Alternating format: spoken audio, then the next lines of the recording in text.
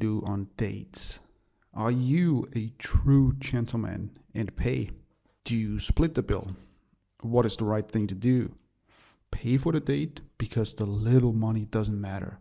But don't pay because you don't want to encourage girls to meet up just to get free dinner. There's no definitive right answer, but I'll share a few scenarios and my thoughts on the question. And then you can decide what's best for you moving forward. In my opinion, there are 4 different aspects to consider. Number 1, expensive date equals more and hotter girls. The more value the proposed date has, the more girls will be willing to meet with you.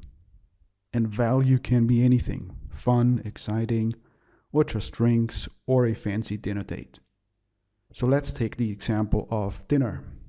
If you invite girls to cheap dinner date at a street food stall, a certain percentage of girls will be willing to meet up with you. If you invite girls to fancy dinner at a luxury restaurant, you can expect significantly more girls to say yes to that offer. In that sense, the more you're willing to spend on dates, the wider of a net you are casting. This can give the illusion that you are doing well with girls, when really it is not you but the date itself that attracts the girls. And this leads me to the second discussion point. Fancy dates can possibly encourage gold diggers. Fancy dinner dates, for example, will get you more girls in general and more attractive girls as well. But there is a problem. The more you offer on a first date, the more difficult it is to determine if the girl is genuinely interested in you. Now, the opposite is also true. If you strip away all the exciting parts, any girl that meets up with you, you can be pretty much sure that she's showing up because she really likes you. Now, this is why I like very basic dates. Think, walks in the park, going to a market, going to a night market, etc. A girl who meets up with you for some boring stuff really likes you and wants to meet with you. It is very unlikely that there's an ulterior motive, and the looking for money aspect, in my opinion, that many guys worry about is also limited for the most part. Unless, and this would be incredibly rare, that a girl is playing a long game where even though you're just walking with her in the park, she's setting this up so that eventually a few weeks or months down the road, she's going to get some money from you. I mean, this is a highly unlikely scenario. So by just going on basic dates, you can pretty much eliminate this worry. Some guys might say, you know what, I don't care if the girl is genuinely interested in me. I just offer a dinner date and then I get laid. Yeah, it makes sense, but then why not go directly to a happy ending massage? If whether or not the girl likes you doesn't matter to you.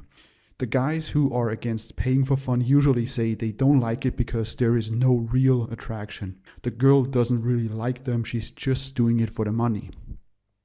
Yes, but if you're offering a fancy dinner date and it's impossible to know if the girl really likes you or is just showing up because of the date, how is that significantly different than just paying her directly? Number 3, fancy dates and prostitution. The lines are blurry. We have established that the fancier the date you offer, the more girls will be willing to meet you. Also, the hotter girls will be interested to meet up with you. You know what else gets you more hot girls? Offering money.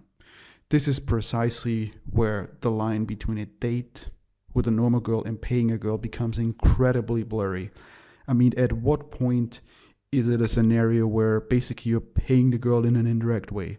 If she's meeting and hooking up with you because of the date itself, how does that differ from straight up paying her for a service? Again, I have no answer for this question, which is why I prefer to take the shortcut of simply going on basic dates where such issues don't exist. And number 4, high investment equals high expectations. The final aspect has to do with expectations. The more you invest, the higher your expectations. Knowing that you have invested a lot might create a very strong attachment to the outcome, even to the point where you don't enjoy the experience anymore. Now imagine treating a girl to a fancy dinner and then not getting laid. It would feel like a total disappointment and waste of money. Or even if you get laid, it can feel like you have only gotten what was expected, and as such, it was not exciting.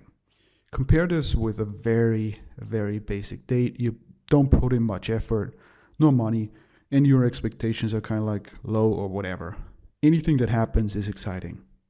Now to sum up, I like basic dates. I'm not against paying for dates.